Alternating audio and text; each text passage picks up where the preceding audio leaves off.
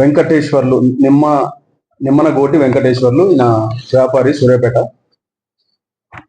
ఇతను పోలీస్ స్టేషన్లో ఫిర్యాదు చేయడం జరిగింది. అతను ఇచ్చిన ఫిర్యాదు మేరకు కేసు నమోదు చేయడం జరిగింది. ఇందులో వర్సు చంటి ఇతను ముఖ్యంగా ఈ వెంకటేశ్వర్లకు కొంతకాలం నుంచి పరిచయం ఉంది. ఆ పరిచయంతో అతన్ని వర్సు చంటి అతని దగ్గర కొన్ని బంగారు నాణాలు అతను పొలంలో దొరికినాయి. ఆ బంగారు నాణాలు చాలా తక్కువ ధరకు ఇస్తానని చెప్పేసి నమ్మబలికి అతనితో పాటు కొంతమంది మొత్తం 9 మంది వ్యక్తులు కలిసి వెంకటేశ్వర్ల దగ్గర 20 లక్షల రూపాయల నగదును తీసుకోవడం జరుగుతుంది.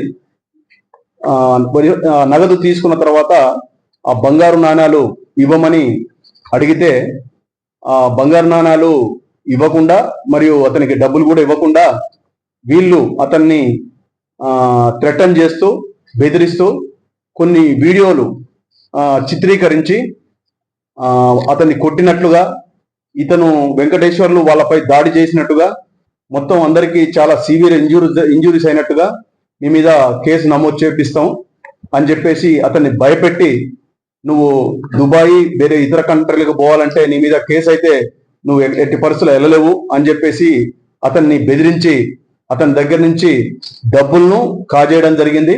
అదేవిధంగా అతన్ని పట్టణంలో నువ్వు ఎక్కడైనా కనబడితే నిన్ను చంపేస్తామని చెప్పేసి బెదిరించి, నువ్వు ఇక్కడి నుంచి పట్టణంలో సూర్యాపేట పరిసర ప్రాంతాల్లో నువ్వు తిరగొద్దని చెప్పేసి, నువ్వు ఇక్కడి నుంచి వెళ్ళిపోవాలని చెప్పేసి అతన్ని బెదిరించడం జరిగింది. ఇట్టి సంఘటన మీద కేసు నమోదు చేయడం జరిగింది.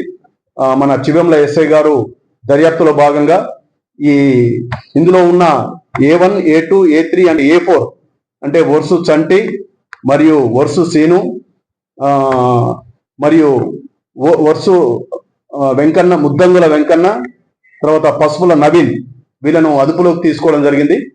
వీళ్ళ దగ్గర నుంచి 13,25,000 రూపాయలు నగదును వీళ్ళ దగ్గర నుంచి స్వాధీనం చేసుకోవడం జరిగింది. మిగతా 6,75,000 రూపాయలు ఇంకా మిగతా ముద్దాయిలు ఎవరైతే ఉన్నారో A5 to A9 వాళ్ళ దగ్గర ఉన్నాయి. మరియు వాళ్ళని అరెస్ట్ చేసిన తదుపరి మిగతా డబ్బుల్ని మొత్తం కూడా స్వాధీనం చేసి వాళ్ళను కూడా రిమాండ్కు తరలించడం జరుగుతుంది. ఇట్టి కేసులో చాకచక్యంగా వ్యవహరించి ఈ మొత్తం కూడా ఈ నగదును మరియు నేరస్తులను అదుపులో తీసుకున్నందుకు మన ఎస్ఐ గారు మరి సిఐ గారికి వాళ్ళను అభినందిస్తూ వాళ్ళకు రివార్డ్స్ కూడా ఇవ్వడం జరుగుతుంది.